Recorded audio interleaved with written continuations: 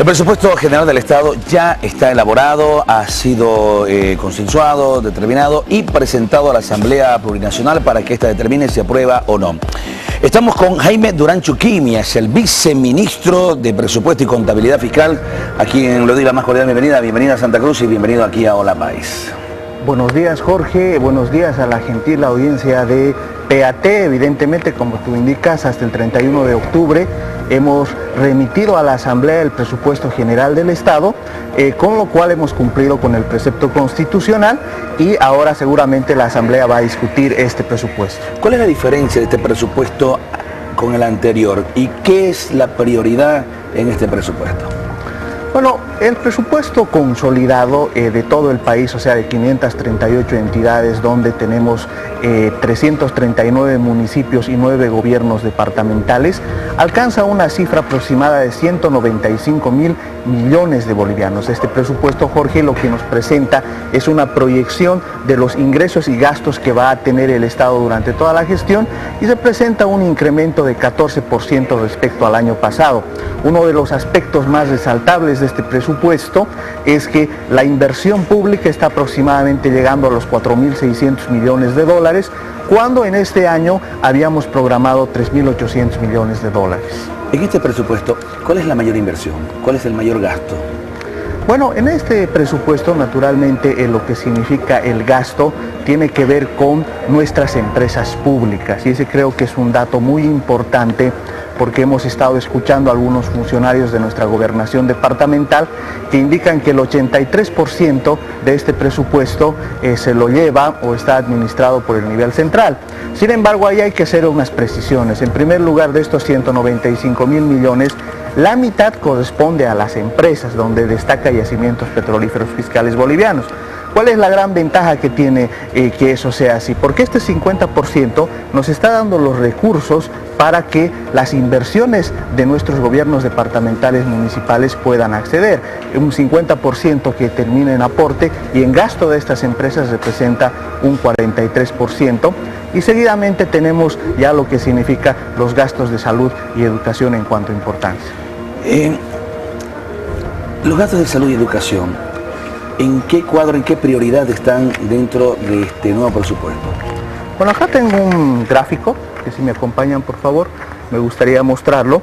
En realidad, este gráfico, ¿qué nos está mostrando?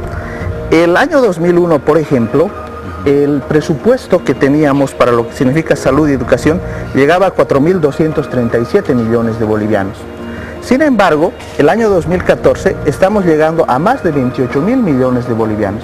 En cambio, lo que significa gastos de Fuerzas Armadas y Policías llegaba a 1.898 y ahora está llegando a 7.255 millones. O sea, si notamos, hay un importante incremento de lo que significa salud y educación. ¿Esto por qué se explica? Fundamentalmente por lo que ha significado la generación de ítems para lo que significa educación y salud. En 8 años... ¿Esto significa que se está invirtiendo más en salud y educación que en Fuerzas Armadas y Policías? Así es. Evidentemente, una de las prioridades que tenemos es precisamente, y esa es una de las razones por las que el gasto en la administración central aumenta, ¿no es cierto? Porque a veces uno dice, ¿por qué razón todo eso no lo transfieren a las entidades subnacionales, a los gobiernos municipales? No, lo que pasa es que tenemos que invertir en salud y en educación. Para darte un orden de cifras, en estos 8 años de gestión se han creado 31.000 ítems en educación y casi 8.000 ítems en lo que significa salud. Y ese es un aspecto muy importante del presupuesto. Ahora, la queja de las gobernaciones, dice, se centraliza todo en este presupuesto y cuando debería haber una mayor desconcentración para que se pueda hacer una mayor inversión con realidades más conocedoras, como son el caso de las gobernaciones o los municipios. ¿Cómo se ha visto esta situación? Bueno, lo que ocurre es que desde el punto de vista del presupuesto no solo hay que ver lo que significa el gasto, sino también el ingreso. Entonces, ¿qué es lo que ocurre con nuestras gobernaciones? Por ejemplo, nuestras gobernaciones departamentales, en términos de ingresos, o sea, de lo que generan, aportan con el 2,6%, casi el 3% de lo que significa el presupuesto. Pero nuestros gobiernos departamentales gastan el 6%, o sea, aportan con el 3%, gastan con el 6%. En el caso de los gobiernos municipales el asunto es todavía más grave. Aportan con el 4% y gastan el 10%. Ahora, ¿de dónde sale la diferencia para su gasto?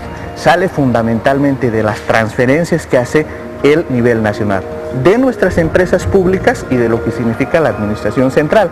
La administración central, por ejemplo, aporta el 35% del presupuesto, pero gasta únicamente el 23%, o sea, 12 puntos de diferencia.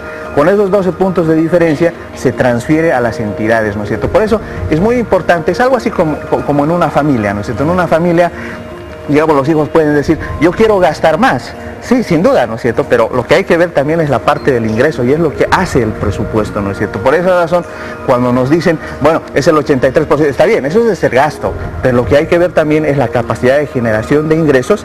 Y yo te digo, por ejemplo, así viendo los números fríos en el caso de Santa Cruz, de estas entidades, universidades, gobiernos municipales y gobiernos departamentales, el 50% del presupuesto está financiado con lo que significa transferencias del nivel nacional. Entonces eso es muy importante verlo, Jorge.